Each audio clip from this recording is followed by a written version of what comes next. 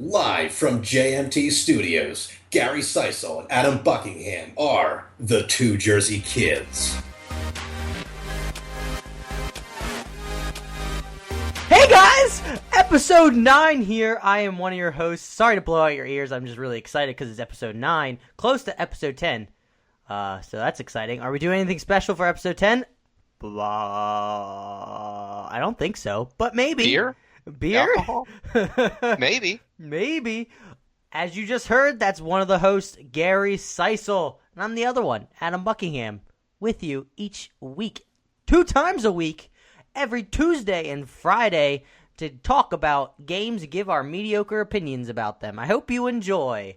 Just so you know, every Tuesday we release an episode about the games that are being released this week, giving you a synopsis on what they are, and give you our pick for that week of what you should buy if you had the money for it. But don't blame us if you don't like the game. And on Fridays, which is what you're listening to right now in your big, beautiful ears, you hear us talk about the news that just happened over the past week. And you get, again, our amazing opinions because, you know, we're so smart and intelligent when it comes to this stuff. So you should listen. If you're a new subscriber, thanks for listening right now. It's great. Please hit that subscribe button. So let's get into it. Gary, how you doing today? I am doing well. I got a men's league game later on, ice hockey. Exciting. I could say the usual thing where it's been Destiny, school, and work, but I figured that'd be a little boring to start off with. So yeah, it seems a little redundant and just like a repeating yourself. It kind of depresses me how this. It depresses me how similar my weeks are. So I want to say something different this time. Oh, ice nice. hockey later on. Ice hockey, solid. Well, since he didn't ask me this week, I've been trying to play Mafia 3 still, trying to get through that damn story. But it's so freaking boring in between. I have such a struggle getting from point A to point B. Because the map is large, and now that I'm down in the Bayou area, and then I have to drive all the way back up to the city area, it's kind of a pain because there's no fast travel, and it's just boring in between because it doesn't feel alive. So I've been sort of playing around with that, and then I've been playing Darkest Dungeon again because that game's pretty sick. But again, that game is brutal in the sense that sometimes I can't play it. I play it for a few hours at a time, and then I have to sort of take a break from it because it's a little dark, and I'm like, I can't deal with this right now. It's making me stressful. I don't want to have a heart attack and die like the people in my game. I lost 2 adventurers, which was really sad and disheartening because they were higher level. So that was frustrating. And then I started because a few weeks back, Child of Light was on discount for only $5. Ubisoft, a smaller game by Ubisoft. I bought that. It's essentially like an RPG style. You're this little girl in some dream world state, and you're trying to find your way out. I'm assuming the evil stepmother is probably behind it. I'm just going to guess it. Bold prediction. It seems like the obvious choice. So, but yeah, I've been playing that. I tweeted it out at 2 Jersey Kids. That's where I tweet. You can get information about the podcast there. So should we get into the news, Gary, or do you want me to keep rambling on? Because I'm sure these people love listening to me ramble. I mean, we're at 3 minutes and 30 seconds and have not gotten into the news yet. You think they're annoyed yet? Shut the hell up, Adam. Let's get moving. No, seriously, let's get to it here. Okay. Wow, that was all right. First, the studio behind Sleeping Dogs has shut down. Luke Plunkett over at Kotaku writes, United Front Games, the studio best known for developing Sleeping Dogs, has today closed its door, and it seems the move was sudden. The team were currently working on a smash and grab, an online gang warfare title that only just hit early access. It also just had a free weekend on Steam. Actually, I've been seeing things on Smash and Grab. YouTube players have been playing it. The game channel Up Up Down Down was recently playing it. It looked like a really cool game. It's kind of sad that this studio got shut down. I hope they all land on their feet. I'm sure they will. They have Sleeping Dogs on their resume, so I'm sure they'll find a place to be. It seems like that's just like the nature of the game sometimes with being a developer. You get dropped and then you go on to a different studio that wants you and requires your skills. So good luck to all of them. Yeah, is there like a reason why all of a sudden they were just kind of like it just had to shut down? Is there any specific reason that people heard about? I don't know. I haven't seen it from the article. These I things mean, sometimes just happen, yeah. unfortunately, in nature of the beast. But good luck. You guys do great work on Sleeping Dogs. Actually, the definitive edition was out on PS4 a while back and was on sale, so I grabbed it. It's a really good game. I liked it. It's sort of playing with the choices of, do you want to be a cop or do you want to be a gangster, because you're kind of like an undercover cop, and it plays with that in in China or Japan. I can't really remember right now. But it had really solid melee combat, and it was a really good game. It felt more alive than, Mafia.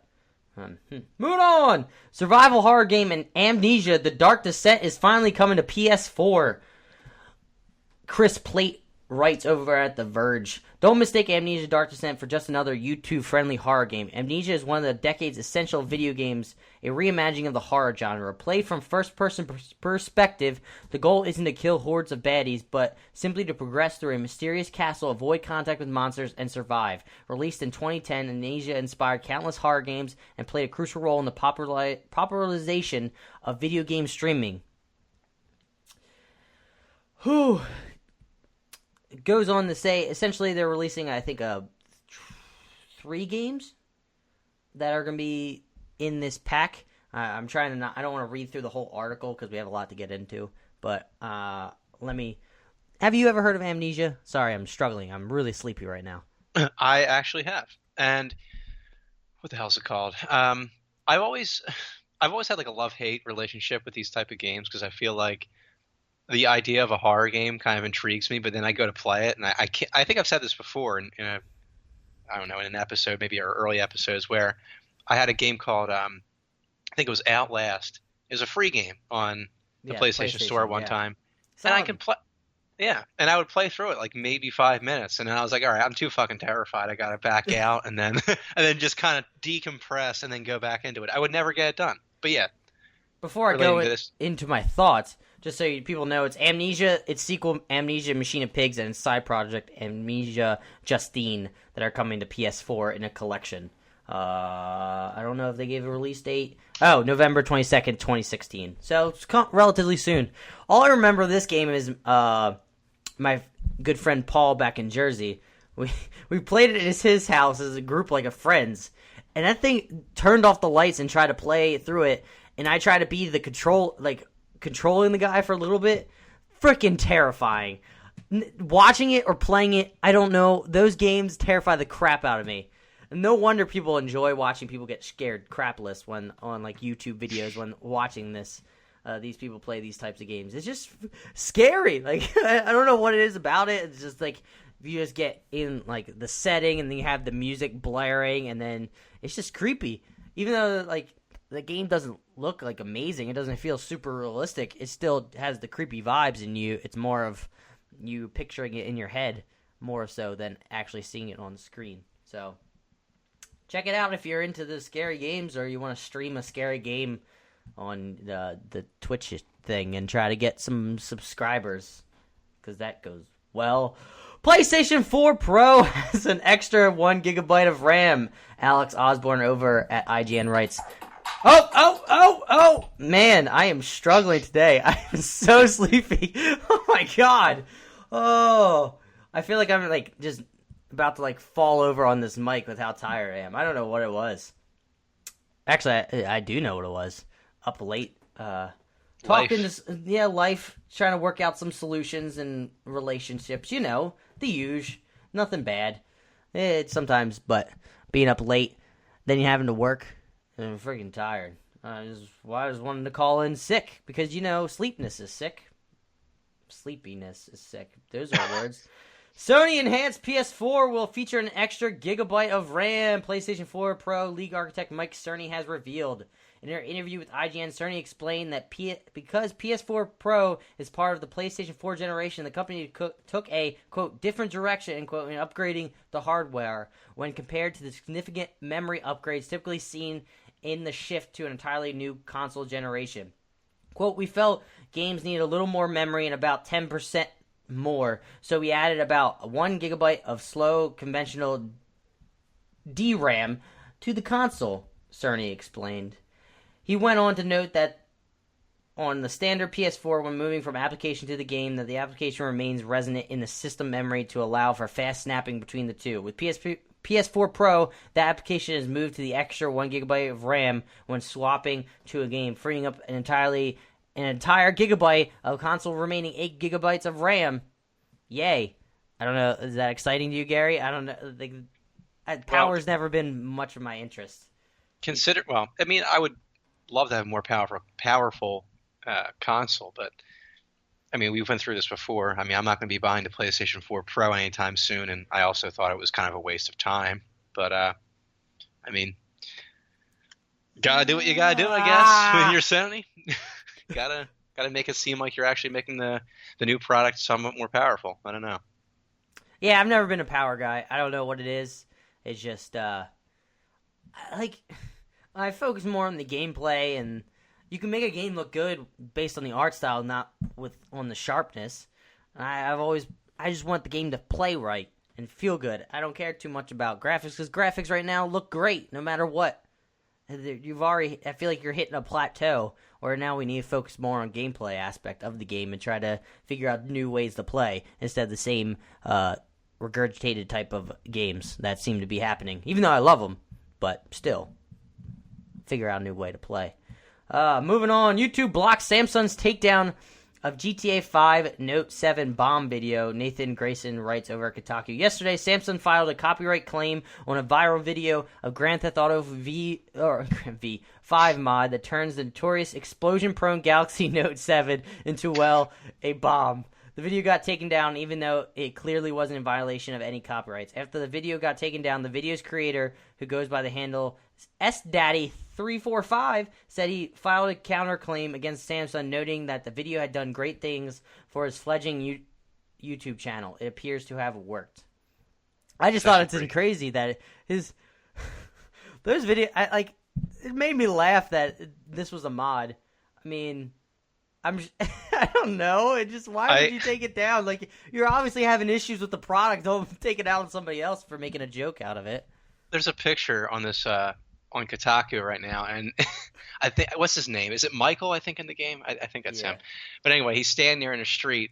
Police officers dead all around him. Fire on the streets. Cars crashed into buildings, and he's holding fucking Galaxy Note 7 in his hands. Have you seen these videos? No, I haven't seen the videos. It's literally just you take the note, and I think you just throw it, and it's literally just a grenade. It just explodes wherever it hits. It's kind of funny. Not gonna lie. Samsung just don't make phones that explode in people's pockets. It's that simple. It seems like a simple, idea, but we're not a tech podcast. We're a video game podcast. So there's things called microtransactions, and apparently that's happening in Destiny. Not that I know anything about that, Gary. You know everything about Destiny because that's all you fucking play. Go. What a convenient transition right there. Okay, so I got on my Twitter page, believe it or not, somebody actually commented. It's actually a good friend of mine, Ben Hoover, who was talking about the microtransactions in Destiny and how ever since they added Silver Dust into the game, which is like – Silver Dust? I'm explaining. So Silver Dust, for example. Sorry. I just want to know. Damn it. I'm sure everybody out there wants to know, and I want to speed your slow ass along. I was going to get into it. So anyway, Silver Dust, basically, if you have a piece of armor and you want to, say, add an ornament on it, an ornament is something that changes the appearance of your armor. Oh, like Jingle Bells, like Christmas. Yeah, ornaments? Exactly. Something like that. Yeah. So, yeah, okay, cool. So in order to put these on, you need Silver Dust. The only problem is that Silver Dust is kind of hard to find in some ways. So Destiny has basically moved into Bungie has basically moved into allowing people to buy Silver Dust with actual money. Fuck that shit! Among other things. And it's pissing a lot of people off. Mostly because it takes forever now. Like they showed off, before Rise of Iron came out, they showed off how – oh, you're going to be able to customize your armor and make it look awesome. And then all of a sudden it's like, oh, we have this Silver Dust, but you have to pay money for it, though. And it pisses a lot of people off. But And now you have, newer people in the game that are willing to spend that much money and their armors look sick, so you feel like they're a well-versed player when they actually suck when you get into the raid. I'm just going to make it a huge assumption. What's ironic is the fact that fuck that shit. Okay. What's ironic is that in the game update that was released this week, they they actually credited 15. I think it was 15 silver dust to everybody's account for free. Is that a lot? I mean, sort of, I guess, but I just find it funny that it was What like all is of the a sudden. going rate between silver dust and an ornament? I'm sorry. Say that again. Going rate between silver dust using how much do you have to pay to get an ornament with silver dust? Well, for silver dust, basically, you pay for silver dust, and then you use the silver dust to help create that ornament. Okay, so not buying, but how much do you have to use to create it? I mean, it depends on the pieces of what you're doing, but I think it is 5 per piece of armor. Per piece. Yeah, so it's kind of a pain in the ass. But anyway, that's just one part of this little Destiny section here that I'm trying to get through. So this game update that came out this week, they ended up releasing the hard mode raid, and they're also talking about coming out with the Festival of the Lost for the second year in a row, Halloween event. Great time. Had a great time last year playing it. I loved getting the masks. I loved the little quests they added into the game. The fact that they changed the appearance of the tower, made it look spooky, and added all different types of sounds into the game. It was pretty cool time. But yeah, that's pretty much all I have to say about Destiny this week. If you have any questions for me about anything I just said, tweet me at ScavengerAT. You said a lot of things, and I had no idea. Well, right, and I'm catering to the Destiny players that I am just talking to every day. Just millions upon millions are listening to this that are playing Destiny. Yeah, lining up. But anyway, moving on. I'm trying to find the freaking price of silver dust. Nope, I found how much actual silver is. Yeah,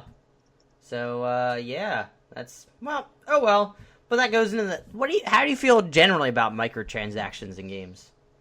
Well, it depends. I mean, I remember in NHL, in the earlier NHL games, they used to allow people to. I hated that. They used to allow people to buy boosts on whatever. So you would have like a skate. You have your skates. You have your stick. You have your helmet, gloves, and you could buy 3 boosts per piece of equipment. I remember that. Yeah. So people would buy plus 5 speed, plus 5 slapshot power, plus 5 slapshot accuracy, blah blah blah, and they would basically be able to level up their guys to level 99 or overall 99, and you would be at a severe. Yeah, you'd be at a severe disadvantage. So yeah, microtransactions can suck, but it depends on what they're selling. Like if Destiny, for example, decided, okay, you can buy this piece of armor that it doesn't have any effect on you in the game. It doesn't make you better than anybody, but it's just a look that you can have. Then it's fine. I don't see a problem. If you want to spend money on that, perfectly fine. But otherwise, if it provides people with a distinct advantage over everybody else, no, it's terrible. Microtransactions suck. Yeah, microtransactions in general have a negative connotation just for that fact in general. I've hated when you have microtransactions that you need to complete. Pay, especially in the mobile market where you need microtransactions to then complete a game. So if you run out of lives, you have to pay for more. I don't want to play that type of game. I just want the game. And then I feel like microtransactions are the most acceptable, I guess, in this case, where you're not getting an advantage ahead of anybody.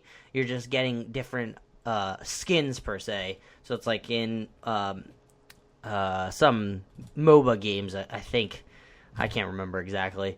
But you can pay for skins, and I feel like that's a fine microtransaction to have because it's not adversely affecting the game that you're about to play. It's not going to make you better or worse. It's just going to make you look cool, and then when you actually suck at the game, it's like, well, that guy's not actually good at the game, even though he has crazy armor. He just one of those nooblets. Nooblets. Well, it's only been we're close to 20-minute mark. There haven't been that much news coming out this week. Am I missing something? Honestly, I don't really think you are because I had 2 days where I'm like, all right, I'm going to sit down, look up some awesome news stories for this week, and then lo and behold, I can't find a damn thing, and everything I want to find is already in the Google Docs. So I'm like, okay, well, I guess I'm an asshole. I'm just going to come in here and talk about Destiny like always. One Trick Pony. That is the name of the game, Gary. Name of the game for you. But, yeah, there's this thing that happened today. Nintendo released a trailer for their new console called Nintendo Switch instead of the NX. I don't know how I feel about the name. I feel like it's fine. I mean, it makes sense, I guess. You're switching between portable and being on the dock. But one thing that did you watch the trailer by chance? No, I have not. You fucking piece of shit! Not even preparing for this crap. God damn it! But I've read up on it. I don't need to watch videos to understand how this damn thing works. And I like the name, by the way. So yeah, you like the name? That's good. What was I gonna say? It seemed like they were marketing with the trailer more towards like our age type of people, like 20 to 30 age bracket. That's like the largest bracket for the people that enjoy games, instead of the darn marketing they had for the past two consoles where they're aiming it at kids. And they had consoles that basically supported their effort to aim towards kids because they were built like a Fisher-Price toy all the time. Like the Wii U gamepad looks like it's made of plastic and just could break easily. It's specifically made for a kid. Well, not only that, but the name itself, the Nintendo Wii, is very kiddish. It's like, that's the thing. That's what I like about this name is Nintendo Switch. It sounds like something that's like somewhat official. Like it's a real gaming system. Yeah, it seems like they're distancing themselves away from the Wii title, and they're sort of switching their brand, I guess you could say. Play on words. But it actually looked really sleek. Had detachable controllers. You can see that all from the trailer, but now they're Nintendo explaining the Nintendo Switch. I saw in a few articles, so I'm just going to read that. Their explanation of what this is. At home, Nintendo Switch rests in the Nintendo Switch dock that connects the system to the TV and lets you play with family and friends in the comfort of your living room. By simply lifting Nintendo Switch from the dock, the system will instantly transition to portable mode, and the same great gaming experience that was being enjoyed at home now travels with you. The portability of Nintendo Switch is enhanced by its bright high-definition display. It brings the full home gaming system experience with you to the park, on the airplane, in a car, or to a friend's apartment. Gaming springs into action by removing detachable Joy-Con controllers from either side of the Nintendo Switch. One player can use a Joy-Con controller in each hand. Two players can take each one, or multiple Joy-Cons can be employed by numerous people for a variety of gameplay options. They can easily click back into place or be slipped into a Joy-Con grip accessory mirroring a more traditional controller. Or if preferred, the gamer can select an optional Nintendo Switch Pro controller to use instead of the Joy-Con controllers. Furthermore, it is possible for numerous people to bring their Nintendo Switch systems together to enjoy local multiplayer face-to-face competition. Nintendo Switch is powered by the performance of the custom Tegra processor. The high-efficiency scalable processor includes an NVIDIA GPU based on the same architecture as the world's top-performing GeForce gaming graphics cards. Nintendo Switch gaming experience is also supported by fully custom software, including a revamped physics engine, new libraries, advanced game tools, and libraries. NVIDIA additionally created a new gaming APIs to fully harness this game's performance. The newest API, NVB, was specifically built to bring lightweight, fast gaming to the masses. Gameplay is further enhanced by hardware, accelerated video playback, and custom software for audio effects and rendering. Woo! That was a lot of information. There's more to go, but right from then and there, what stands out to you, Gary? Anything stands out that excites you? I mean, I just like the idea of. I think it's really interesting that they're doing a portable, yet they're doing a portable system, yet you can also keep it at your house. Like I think that's a really cool idea. But it seems like they're really trying to make the system a gaming system. I don't want to mention the game. We obviously have a section coming up about which developers are going to be supporting Nintendo, but I just think that by the games that I've seen, that I'm not going to mention. You can mention them. I don't care. We'll move. All right. Well, now, for example, how about since you wanted to talk about it, let me pull up that article so we can go into it right now. Fair Activision. enough. Wait, the title is loading. I want to say it right. Activision, Bethesda, and dozens of other companies will support Nintendo Switch. Julia Alexandria over at Polygon writes. Activision, EA, Ubisoft, Warner Brothers, Interactive, Sega, Epic, Capcom, and Bethesda are some of the bigger names on the list. Other studios like Telltale and Starbreeze are also on the list for developers that use Unity software to create their titles. The company is also listed as supporting partner for Switch. A full list, you can find a full list on Polygon. So continue. Yeah, Bethesda. That was exciting seeing Skyrim, the new HD remastered, portably. That was actually kind of sick. That makes me excited to play Skyrim again because I can take it wherever I go. And that's exactly the game I was going to mention. But yeah, I think that, before it was like they just could never have like any real like big games on their console. Like no companies would ever develop games for them. So now I think that having a big name like Skyrim kind of it cements that image in like a person's head that, okay, this system is going to be for real this time. Maybe I'll give it a shot. I mean, I have to say, I've been really down on Nintendo for a long time, but this has actually piqued my interest a little bit. I may not buy it, but I mean, it does sound interesting. Oh, I feel like I'm 100% buying this. They sold me on that teaser, just because this feels like Nintendo finally trying to get their stuff together, trying to find it. Being innovative without trying to appeal to the wrong fan base, I guess you could say, like the kid market. Because kids can still get into the play this game, but you want to design it for gamers that are our age, and they don't want to be walking around with just a toy, a Fisher-Price toy. And I feel like this is what the Wii U should have been. It seemed like they took a step in that direction, I guess, with the Wii U, but it couldn't travel that far, whereas this... you're now able to take it anywhere and play those style of games on that sleek.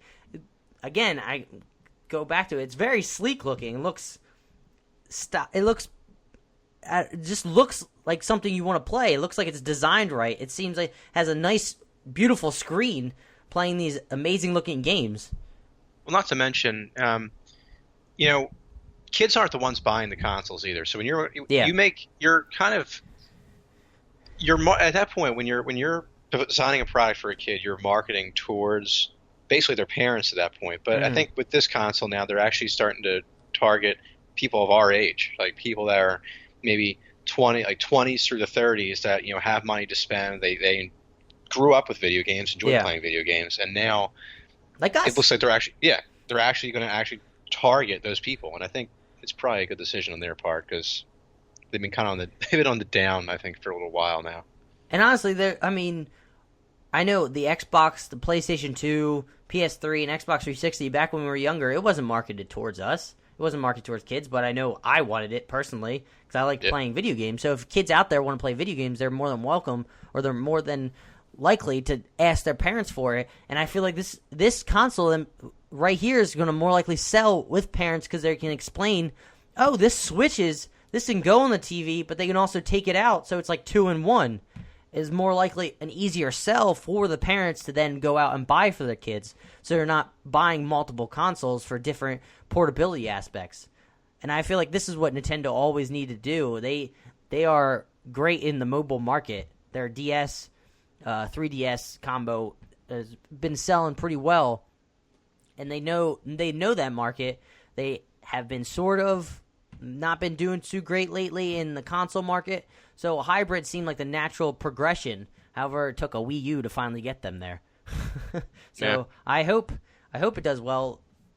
Funny enough, their stock prices went up 4.6%, essentially adding more than $1 billion to market value, which is kind of insane. Because I was seeing on Twitter how hyped people are about this, because it felt finally people can get excited for Nintendo again. It's been so long where Nintendo just seems like it was just out in the woods. It didn't understand what we wanted as gamers, and now it seems like it's finally coming back. And you can finally play all the games you want on their console. I think that also, Nintendo for the longest time was just living off of their old successes. Mario, Zelda, all those just same old games. Which is smart because everyone loves those games, though. And that's perfectly fine. But I think now that they're sticking with what they're good at, which is the portable gaming, but they're also adding in that console element. Mm-hmm. And they're like kind of branching out, but also keeping to what they're good at too. So I think it's a good decision in that respect as well. Yeah, because funny enough, you mentioned about playing off their old games. I showed this to one of my coworkers today. He was like, "Oh, that's pretty sick. You can do both." And it's like, "Can you play all the old games on it?" And I just assumed because Wii and Wii U have Virtual Console right now where you can just buy the older games and play it on there. I just said, like, most likely yes because of Virtual Console. So that sold him right there. So you can use nostalgia to grab those people that don't play that many console games right now, but they want to play Nintendo games. And I think he was most excited. He's like, "Yeah, I can now play old school Nintendo games or new games on the toilet when he has to go to the bathroom." So that's always a plus, doing something when you're using the restroom. One thing I saw that didn't mention in like the main article, From Software is another apparently developer that is going to support this Nintendo Switch. From Software is the people that made Bloodborne and Dark Souls. So taking Dark Souls on the go sounds pretty sick. Not going to lie. This is like what people have always wanted with portable gaming. They want to be able to play console-style experiences, but on the go, which is what people were excited about with Vita. There's the promise of playing like PS2, maybe PS3 close style games on it. Where now this, it seems like you can. It showed the new Zelda game being played on it portably. It showed a new 3D Mario game, which is a huge announcement because they haven't made a Nintendo or a Super Mario 64 style game since Mario Sunshine. So it looked like a combination of Mario Galaxy mixed with Mario 64. So that's exciting. They showed Skyrim in the video. They also showed NBA 2K17, so being played portably. I don't know how. If you've seen the video, they have detachable controllers, and it's like really tiny, and people were playing with like the one side of the detachable controller. I don't know if I'm going to be into that. That seems like something I would never want to do. However, having it detached, and there's an adapter mod, so you can just have it sitting up, so kind of like a screen, so you don't have to hold it up in front of your face or close to you and hunch down, so you can be more comfortable while playing it. Because they also showed the guy on the airplane. If you want, you can play it kind of like the Wiimotes, where you have them detached, but your arms can be anywhere playing it instead of them being tight knit together. Which I don't know if people are into that. I've never been into that freestyle hand motion, but I mean it could be more comfortable when you're like sitting on a plane. But more information.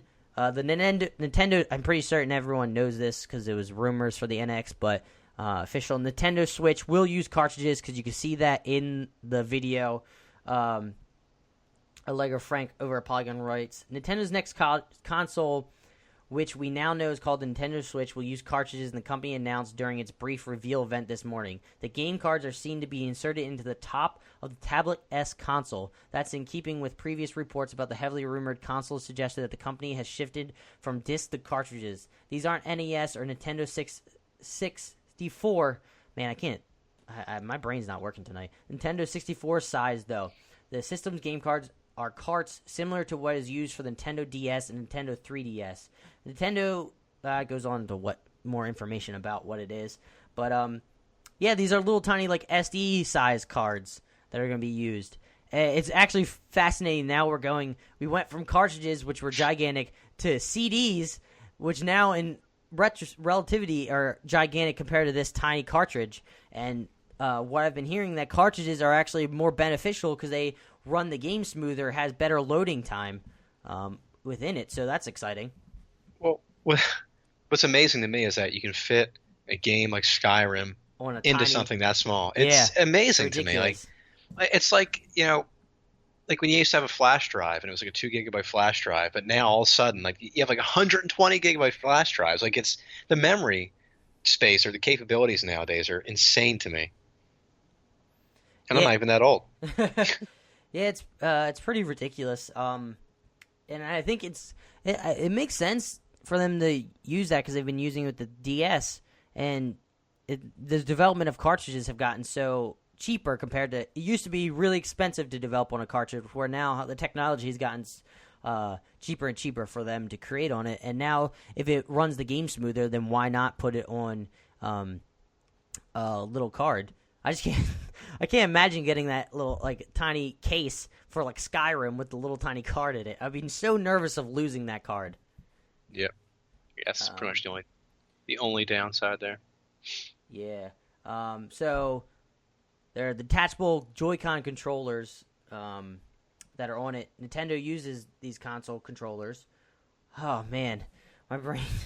So yeah, there's an article over Polygon. Lego Frank writes something about them. So let's go into it. If Nintendo Switch features 2 detachable controllers called Joy-Con controllers. Joy-Con controllers. I don't know why they call it Joy-Con controllers. It's like why not Joy controllers or I don't fucking know. The company detailed several configurations in which players can use the new peripherals. The tiny remote-like Joy-Con controllers are found on either side of the Nintendo Switch, which resembles a tablet. The single player can be used both controllers in each hand, horizontally or vertically, or 2 players can divide them between a pair. We already heard this. Included on the Joy-Con controller is a control stick and the standard set of A, B, X, Y buttons. I'm looking at the picture now. It's kind of fascinating that the normal D-pad setup for like a normal controller, they look more like buttons than actual D-pads. I guess that's for the purpose of when if you want to detach it off and use that as a specific controller itself, that one side, which I guess makes sense. I'm curious if those like detachable controllers also have triggers on the inside. Is that why it like locks into place and like sets in? I don't know.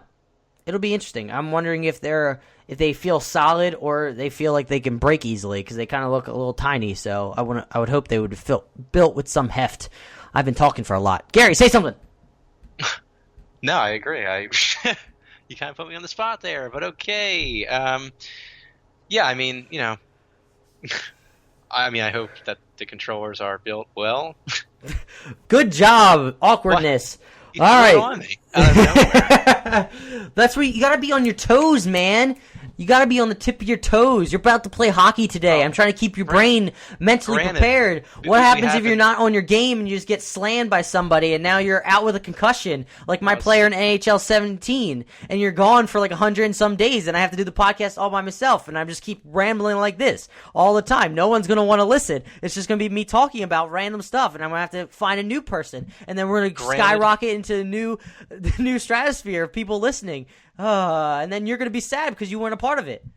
I have actually said I think everything I possibly can about this new system, and I think we even talked about these controllers already. Damn it all. Ooh.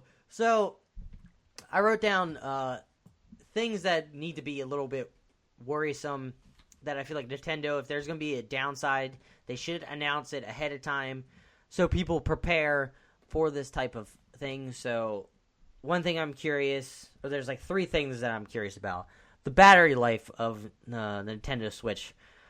I don't know how long a portable gaming device running these types of games can last. Like, seems like... Not only that, if I may actually say something this time. Are the batteries going to be replaceable over time? Like, have they detailed that, or is it just going to be rechargeable and it's kind of like an Apple thing where once the battery goes, you have to like send it in? And I would hope it would be replaceable at some point. Yeah. And I hope they're not the batteries that Samsung Note used. Well, let's just hope that doesn't happen. I don't want my console to explode. There's also something in here that I didn't put down. But another consideration is storage space. How much storage space is this console actually going to have? Because most people like now to purchase their games digitally. Not everybody. But I'm just curious to see how much storage space does this console have? Are they going to have a port where you actually can just go out and buy a generic SD card, where they're not that expensive now for buying higher storage SD cards to then store these games? I'm just curious. What do you think? Do you think it's going to be a lot of storage, or are they going to use cloud-based, or are you just going to just say, fuck it, I don't care? Well, I mean, I would like to hope that they would be kind of comparable to the PlayStation 4 or the Xbox 500 One consoles. Gigs? That seems a lot for a portable console. I'm not saying equal, but I'm saying comparable. I mean, something that's somewhat around there. You know what I had a thought? Not portable, not the portable version, but the actual console itself. You know what I think?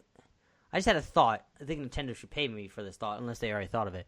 A lot of thoughts in that statement. I think it would be smart if somehow they were able to have the dock that's placed on as like a somewhat of a external storage device.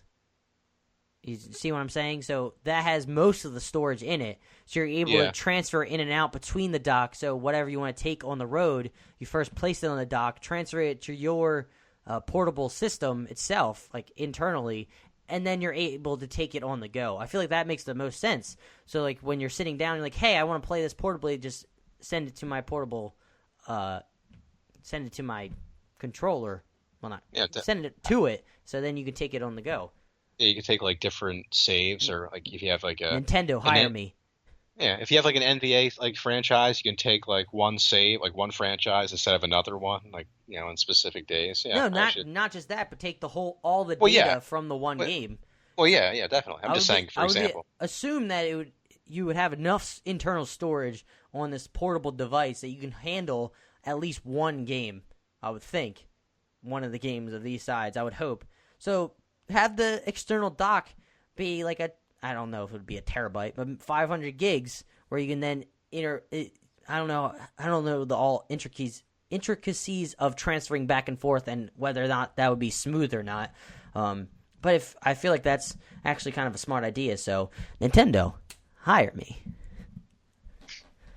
Another thing, are they going to actually have a solid online network? Are they going to actually put money into developing an online community, developing something like Xbox Live and PlayStation Plus, not like the janky ass thing they have going for the Wii U, which is complicated and convoluted? Are they actually going to put money into figuring out this playing online with people? Well, I mean, I would like to hope that it would be revamped. That you would hope. I mean, well, considering it's a new console, you got to imagine that they're actually going to. It looks like they're actually finally making an effort to improve their console and actually make it somewhat, worth getting. So you got to imagine they're actually going to have some sort of update to their online. Yeah, it seems though there was that statement by Nintendo stating about local multiplayer when you're able to bring all the Switches or the NSs together, and you're able to play local multiplayer. And it'd be kind of cool if you're able to play on your own device. You don't have to play split screen, using like ad hoc, where you're in the same space as other other consoles. I don't even know what to call it. Do you call it like a hybrid console? What do you call this damn thing? Like the generic term for it. Like it's not. It's not a console, and I always forget to say. I want to say NX, but it's like NS or the Switch. But if you can connect local multiplayer ad hoc, that's actually kind of smart. Having everybody their own screen. Yeah. Which after a while, I get tired of looking at the split screen. Especially when I remember playing younger, when you have like smaller screens, and then you play split screen down to 4, and you just have this little tiny section of the TV. I don't know how we played that way, but we did for the longest time. And not only that, but everybody can see where everybody else is. Like even if you're like the type of person that will never cheat, where they are just by like the brightness or the darkness of their screen, and it's a joke. It's so easy to see out of like your peripheral vision. It's like right there. It's like right next to your screen because it's so small. Like what? I know screen cheater. Yeah, everyone gets so mad, and I feel like it. I was actually pretty sly with screen cheating because I would do it when I'm like, I don't feel like running around trying to find you. Where are you? So I'll go find you and then murder you. Paul used to get pretty pissed off during Halo. That was hysterical. Paul still gets mad at games. So do I. Yeah, that's true. Mostly first-person shooters I get mad at. Or anything online-based. I don't know why. But I don't play that many online games anymore. I'm becoming an old man at the age of 23. So, do you want to place bets? What do you think the game is the consoles, the Nintendo Switch, When do you think the Nintendo Switch is going to come out price point wise? What do you think they're going to have it as? Do you think they're going to be smart? I mean, for some reason I want to believe that they're going to be less. It's hard to say. Maybe around what the PS4, Xbox One is now. Maybe a little bit less than. I mean, they've been doing that. I think with the Nintendo Wii, they priced their console like what $100 less than the 360 and the PS3 at the time. Well, also, I mean, it wasn't up to snuff hardware wise, so they still sell it as a profit. So it does make you wonder. Yeah, exactly. With the beefed up hardware and everything they're trying to do here, if they're actually going to just make it like the standard, whatever the standard is, the standard cost. Yeah, I'm wondering how expensive it will be. The fact that it's now portable, they're bringing all like higher specs, I'm assuming, than Xbox 360 and PS3 to the portable space. So I'm wondering how much did that affect the cost. I want to guess that it's going to be released at the same price as these consoles now. So, because I feel like that people go bananas.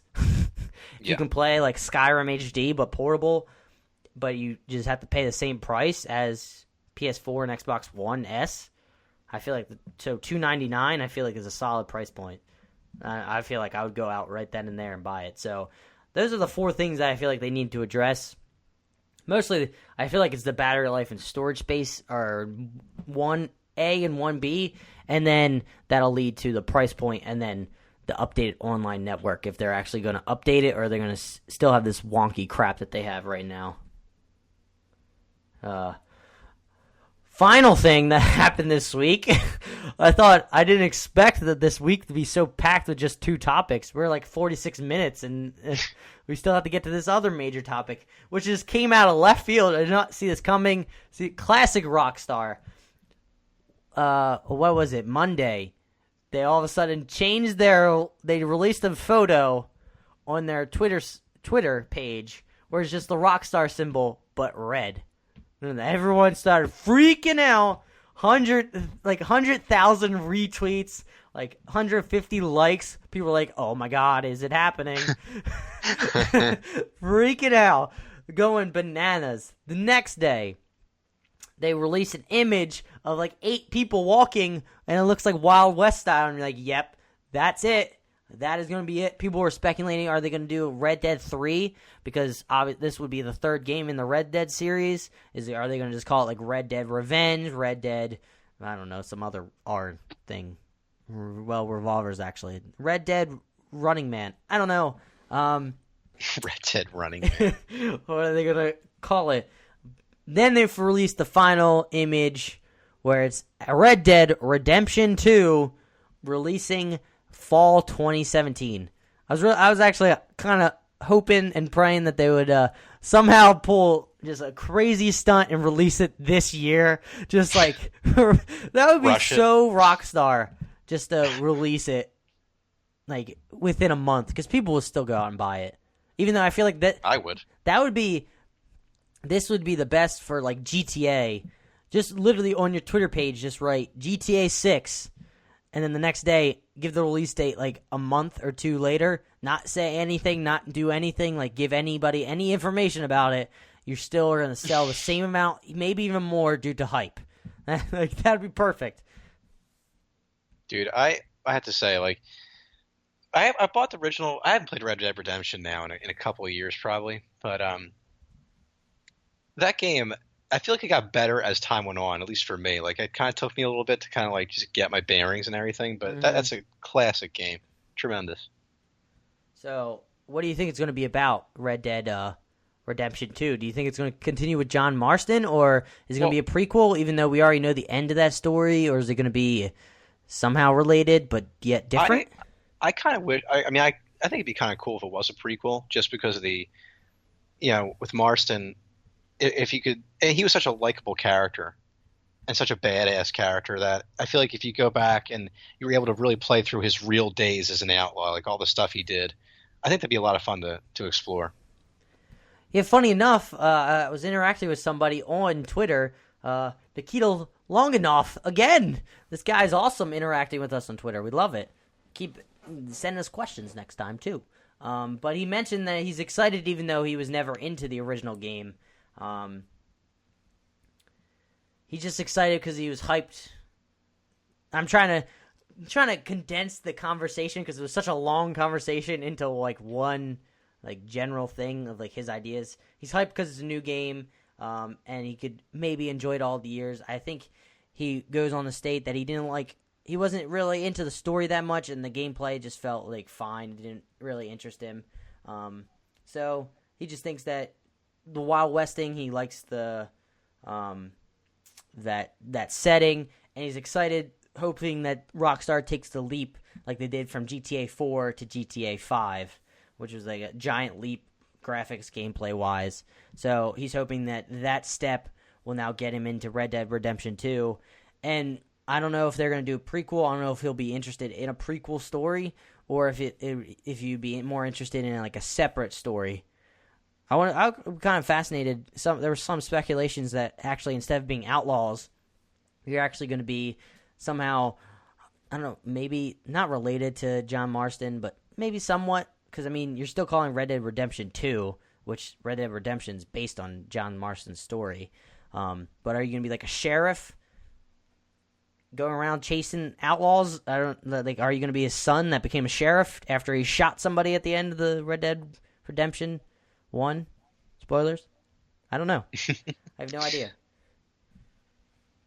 Yeah, I mean, like in tradition with, I guess, I mean, all the other GTA games, they kind of jump all over the place with different plots and everything. So it's very possible that it could be a completely different story, completely separate, different characters, different location, everything.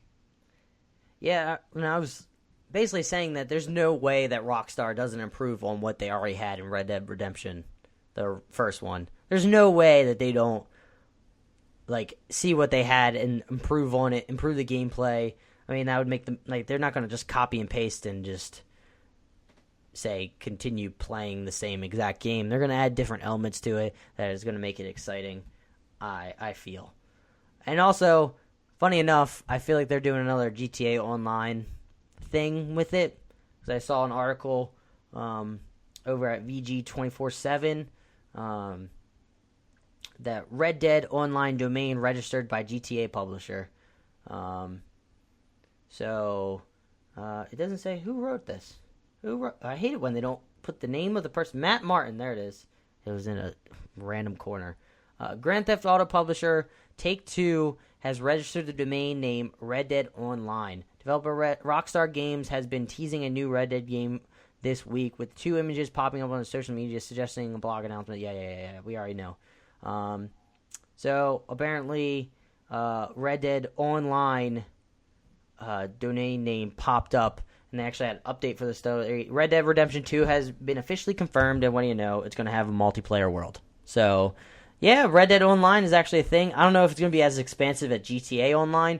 I remember Red Dead Redemption, the original game, had really fun online, had a lot of fun co-op missions that you could play together with your friends, but I wonder if they're going to try to go the GTA Online route, and you have your own character trying to do different types of heists or something like that, but in the Wild West setting. Does that interest you at all, Gary? Absolutely. I mean, I remember playing online Red Dead back in the day. For some, it kind of just reminded me. But I remember one time I got into a fight with this guy, not like yelling at the guy or anything, but I ran after a guy, and he started shooting at me. So I shot right back at him. He was on a horse, and he missed me. He went to run me over, and I ran out of the way. But he came back, and I'm just like shooting at him. All of a sudden, stick of dynamite right in my face. I die. I'm like, man, well played, sir. Well played. Was this online? Oh yeah, dude. The guy just came. God! Guy just came right at me. You.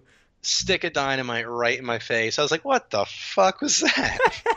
It was actually hilarious. It was one of the first times in an online game where I've died from somebody and not like I wasn't actually pissed off. I was just laughing my ass off. But yeah, that's good. Had a good laugh. Yeah. Did you actually see the teaser trailer that they put out? Yes. And Gary actually watched something before this podcast. Actually, I watched finally. It during. I glanced through it during, but I have to say that the trailer looks awesome though. Like the graphics look great. I mean, the world looks awesome. You don't really get much information about what the game actually is going to be. It just gives you the style, what it looks like, the environment. It looks beautiful.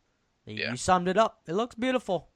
I love the time period. So I really like I just love the way the game looks. I kind of always wanted to live like in those areas back in those times. I don't know if you actually want. You say that now, but I don't know if you want to go back and live in those times. That seems a very scary, fucking unhygienic, disgusting world. It was a tough world to live in, but I'm just saying it'd be kind of cool to see that. Now. Well, that's for damn sure. Compared to people back in the day. Let's be real. Well, that's it for the topics because nobody else wanted to release news this week, or at least no news media wanted to cover anything because of main things being released. Nintendo Switch and Red Dead Redemption 2. Fucking Rockstar going head-to-head with Nintendo on news coverage. It's kind of interesting. So, Gary, what are you going to be playing this weekend? Are you getting Battlefield 1 because it's coming out tomorrow or today? It's out today. Remember, tweet us at 2JerseyKids. Please let us know what you think of Battlefield 1. Are you excited for it? Or, are you enjoying it? Because I'm hearing some issues with launch on Xbox One and Windows PC. But that's about it. I've been hearing good things on review style, that they like the story and the environment. So, mixed bag. I definitely want to buy Battlefield 1. It may not be, tomorrow or whatever, but I will be buying that game. But as far as this weekend's concerned, as I said earlier, the hard mode raid has been released for Destiny. So anyone that has been playing that game for a while knows the grind that is associated with playing that game. Shocker. So yeah, I have some grinding ahead of me to get left to level. Fucking playing Destiny this weekend. Shocker. Yeah, when you have fun. Same old tricks. Same shit, just a different day. Okay. Additionally, I've been playing NHL 17 because it's actually been seriously the funnest game I've played in a while related to NHL.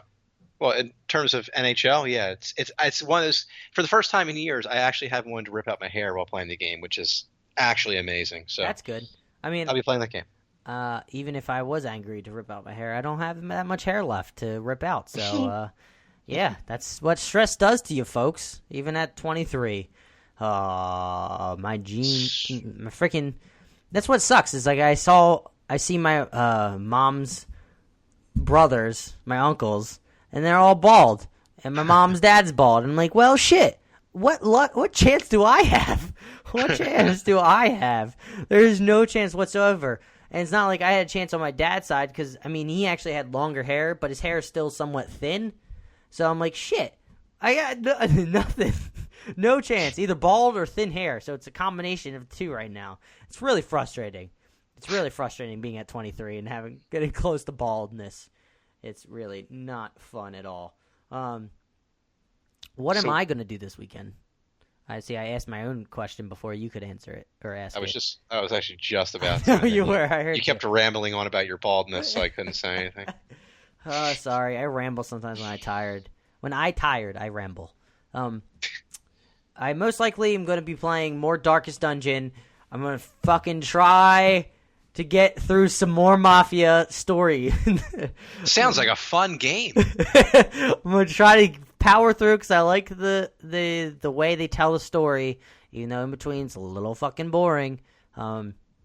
Play some Darkest Dungeon, like I mentioned. And also, I really want to get back in the Child Light. I really like the mechanic of fighting. Essentially, it's like a timing-based RPG. You basically pick the attack or defend that you want to do. And you have a little bar at the bottom. It shows when you're going to attack and when the opponent or your enemy is going to attack. And you can slow them down with your little floating glowy thing. So you can attack multiple times if you slow them down enough. You have a certain cast period. So if you time it properly, you can interrupt them so they go back. It's not too difficult as it sounds. It's very straightforward and simple. So, and I like the artwork, so I'm going to try to continue with that and hopefully beat it. Any more things, Gary? Do I have a random question of the week? How much are you going to win by in tonight's game that you're playing in hockey? Oh, my God. Is your team good? Yeah, we actually are. That's the better question. We are. I think we're about like 30 games over, 500, something like that. Like maybe 30. How many games have you fucking played? Oh, we played a lot of games. I think right now we're actually 75. Are you in like a actual professional hockey team? What is this shit? I think we're 75, 42 What the and fuck? something. Yeah, we played a lot of games. So, it's addicting. But yeah, maybe tonight, maybe we'll win by a lot. Last night I think we won 7-2 last night, one of our games. Wait, we're talking about legit hockey, right? We're not talking about your club, NHL. Oh shit. Okay. Oh God! I was like, well, you I'm not used played to- seven. I'm not used You to- played over 100 in some real life hockey. What I'm not. is this? I'm not used to people actually caring about men's league. Okay, so well, I was like, what the? Your 300 games? What is this? Or 30 last week- games? I was like, what is this? last week we got drilled by a team that is good for that league, but not necessarily that good. They think they're amazing. But hopefully tonight, I mean, God, I don't know. Maybe I'm going to be optimistic for You don't think 6-5. 6-5 win. Wow. It's men's league. There's no burner. defense. Barn burner. Yeah. Oh, well, good luck with that, Gary, and good luck. I can't believe you fucking played over 100 games already in club hockey, and I've not been a part of one of them. I know. Fuck you. Fuck Hey, man. you. What do you have to say to the kids before we go? As always, great to be here. Love you all. Thanks for listening. I will catch you on Monday. All right, guys. That was Gary. This Or is Tuesday. me now. Oh, fuck you, Gary. You just interrupted my final spiel. What are you doing, man? You're interrupting the flow. Okay. You got to roll with it, bruh. Roll with the flow. Thanks again for listening. Remember, please. I just combined the two. This is what happens when you're asleep. Remember to subscribe and share the podcast if you really enjoy listening to us gamers just like you talk about games. Sometimes sometimes sound really incoherent, especially when you're really tired. I'm not drunk, I promise. But we release episodes every Tuesday and Friday of the week. Tuesday is a smaller episode because we don't have that much time on that day, and we're just trying to get through the games that are going to be released that week and give you a basic synopsis of what is coming out so you can decide what you want to play, and then we'll give our decision on what we're going to play or what we would choose out of that. And then Friday, as you can see, as you can hear, we talk about the topics that happened that week and try to give our opinions and our thoughts on what is coming out or what is going on in the video game industry. So please, please, please, please rate us on iTunes. Give us a 5, 4, 3, however many stars you want to give us. Please provide us feedback, what we can do better, what you would enjoy more on each of these episodes. We love hearing from you. We love feedback. Nikita, long enough, thank you again for tweeting at me. You're the man. So, please tweet us at 2JerseyKids. We love interacting with the people out there, all you people on the Twitter sphere. So I think that's all I have. Remember to go on 2JerseyKids.com if you want to actually get the list of the games coming out that week or this week. We can actually give a full-fledged list and the synopsis of it, the summaries that were provided by certain websites. So that's about it.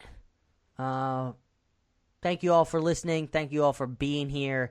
Have a great week and weekend. Keep playing those games. Love you all. Bye.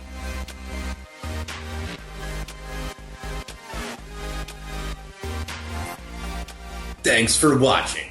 Gary and Adam have left the building.